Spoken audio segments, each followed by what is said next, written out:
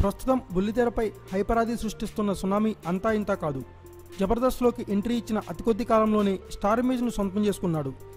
ప్రస్తుతం పలువురు జబర్దస్త్ కమెడియన్స్ స్టార్స్గా వెలుగుతున్నారు. అయితే హైపరాది మాత్రం చాలా తక్కువ స్కిట్లతో ప్రత్యేక గుర్తింపు తెచ్చుకున్నాడు.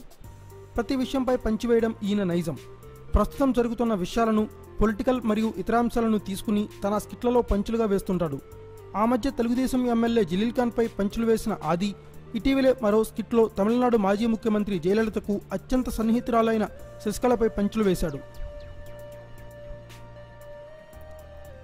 హైపరాది తాజాగా తన స్కిట్లో శపథం చేయకు, ఇటీవలే సమాధిపై శపథం చేసిన ఒక ఆమె జైల్లో 3 పూటల సాంబారన్నం తింటుంది అంటూ పంచి వేశాడు.